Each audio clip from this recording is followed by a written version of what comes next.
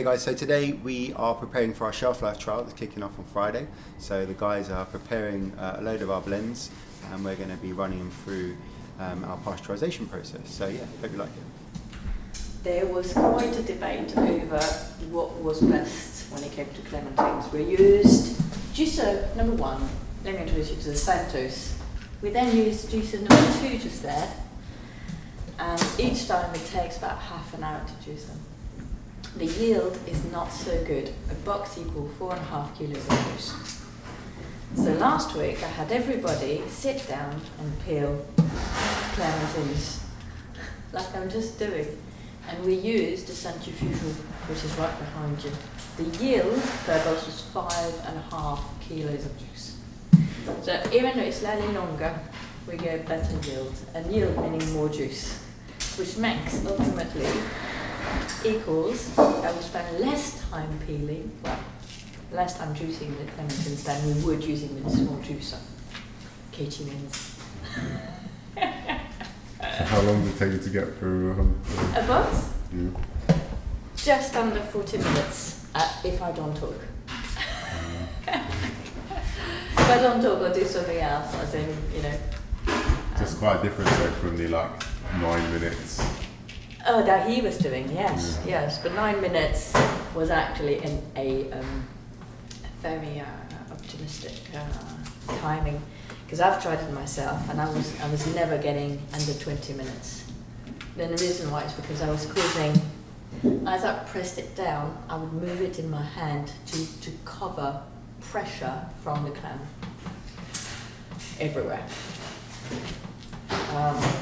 So yeah, it takes longer, but at least it's a sitting down job. I'm not complaining.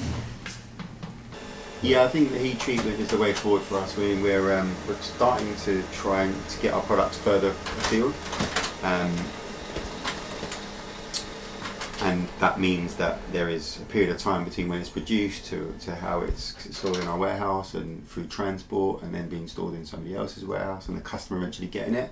So at the moment being chilled and stuff works well for us in London, and we'll continue doing that because I think we're going to have a superior product. But we've been exploring this idea of heat treatment for about a year now. We want to get it right, and that just means we can open up a little bit further afield and not have any concerns that the product has deteriorated in quality. There will be some deterioration, but if we're still happy to sell it, that's the point we're trying to get to. And just this stable shelf life of this beautiful colour, lasting the duration, taste, and also all the bad stuff that can happen, microbiology. So just need to cover all the bases, and that's what these tests give us the opportunity to do.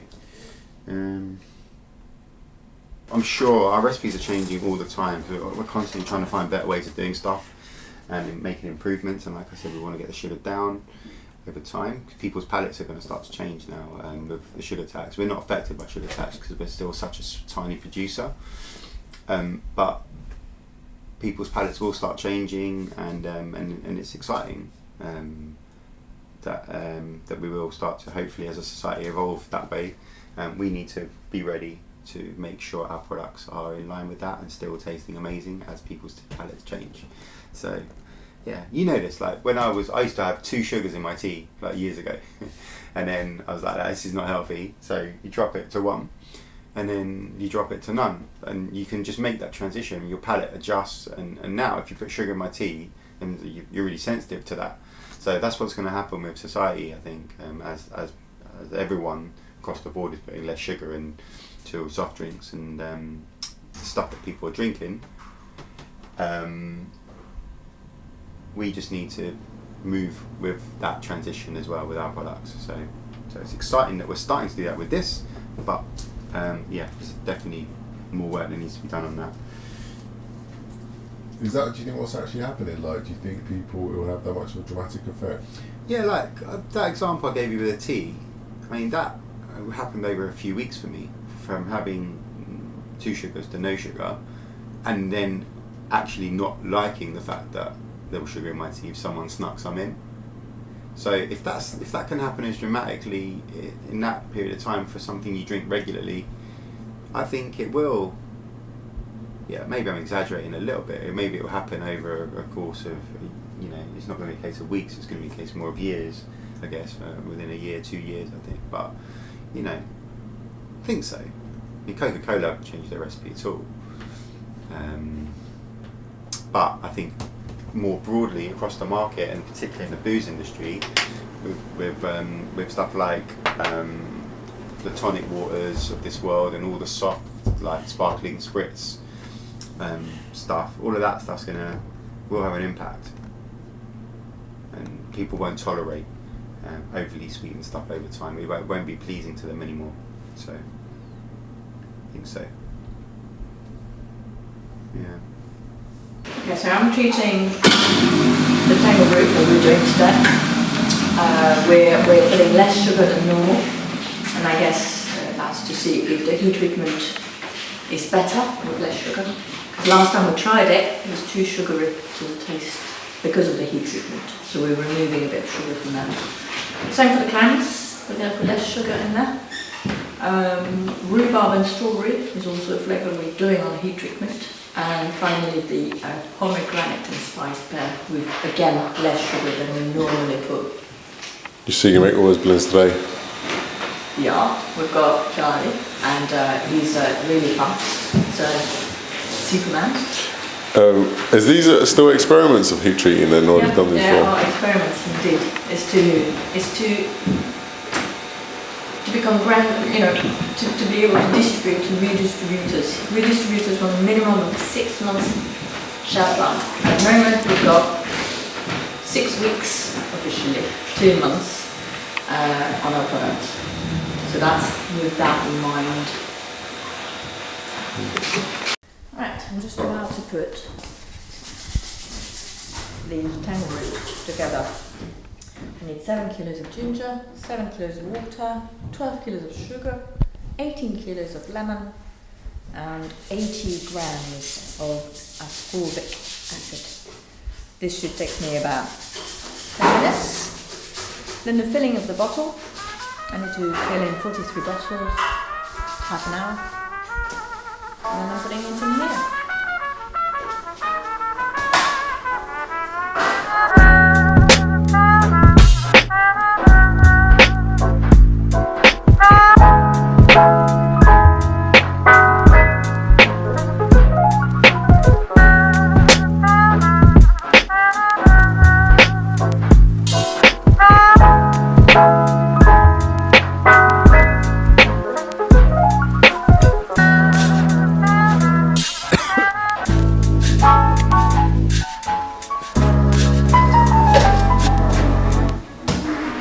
So we're about to fill in 43 bottles, glass bottles. They're going to taste 2 bottles on week 1, another 2 bottles on week 2, and they're going to compare the taste versus each other. And then on week 6, they'll compare it against week 1. That's not true, because which one's different anyway. So they will always compare it against a fresh product to see the difference in terms of the taste. So yes, we'll never see those products again. This is not a product we're going to sell. It's the product that's going to be sold.